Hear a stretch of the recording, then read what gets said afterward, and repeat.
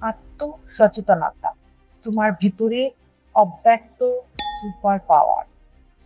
তুমি জানো আমাদের সবার ভিতরেই একটা সুপার পাওয়ার আছে, যেটা আমরা প্রায়শই অবহেলা করি। আমরা সকাল থেকে রাত পর্যন্ত অন্যকে বুঝতে চেষ্টা করি, কিন্তু নিজের ভিতরের মানুষটাকে চিনতেই ভুলে যায়। আজ আমি বলবো সেই সুপার পাওয়ার সম্পর্কে, যেটা তুমি প্রতিদিন ব্যবহার করছো, অথচ তার শক্তিটাকে পুরোপুরি চিনতে পারো। এই শক্তির নাম সেলফ অ্যাওয়ারনেস, মানে নিজেকে বোঝার ক্ষমতা।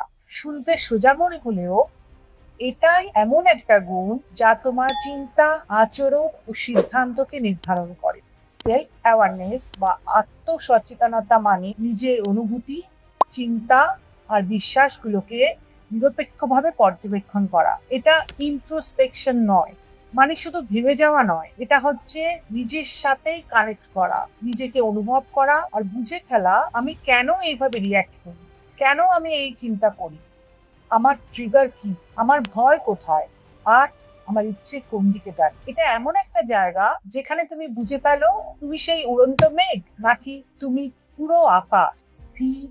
গভীর এক ছাত্রী রিয়ার গল্প পড়ি। পড়াশোনায় বেশ ভালো, কিন্তু যতবার পরীক্ষা আসে ওর অ্যাংজাইটি তুঙ্গে উঠে যায়।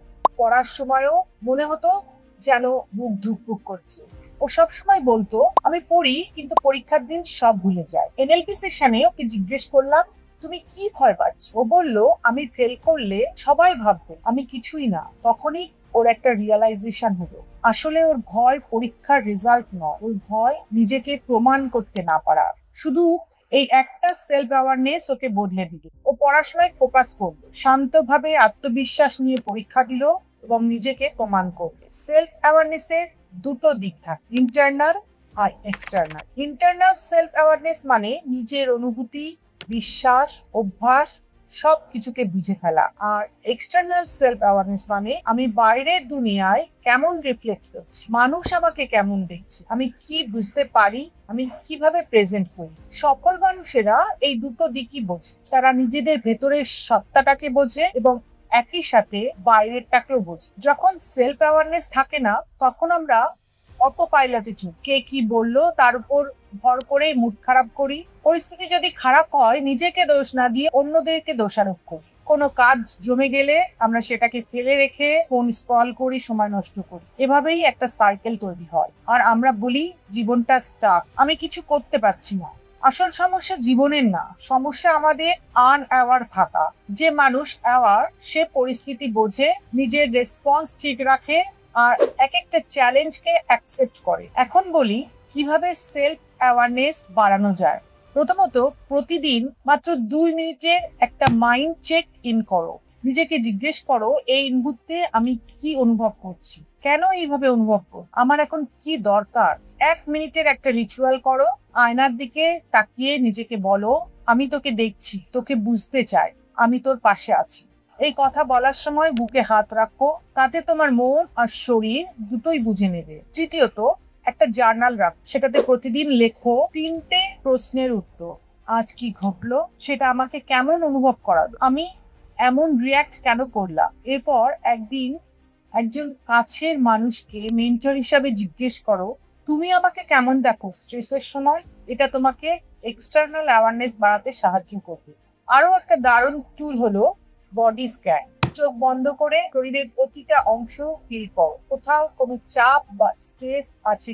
যেখানে স্ট্রেস ফিল করবে সেই জায়গায় নিঃশ্বাস পাঠাও। আর এই প্র্যাকটিস গুলো করতে করতে তুমি এমন অনেক কিছু ধরতে পারবে যা আগে কখনো নজরে আসে। এবার আসি সবচেয়ে বড় ব্যাপারটা, যখন তুমি সেলফ অ্যাওয়ার হও তখন তোমার লাইফে একটা শান্তি আসে। ডিসিশন মেকিং সহজ হয়, মানুষের সঙ্গে রিলেশনশিপ গভীর হয়, নিজেকে ভালোবাসতে শেখো, নিজের ইমোশন গুলোকে রেগুলেট করতে শেখো। তুমি তখন আর রিয়াক্ট করো, বরং রেসপন্ড করো। তুমি তখন আর ভিকটিম নও। এই ভিডিও শেষে তোমাকে একটা প্রশ্ন করতে চাই, তুমি কে যখন কেউ তোমাকে দেখছে না? আর তুমি কি গর্বিত সেই মানুষটিকে দেখে?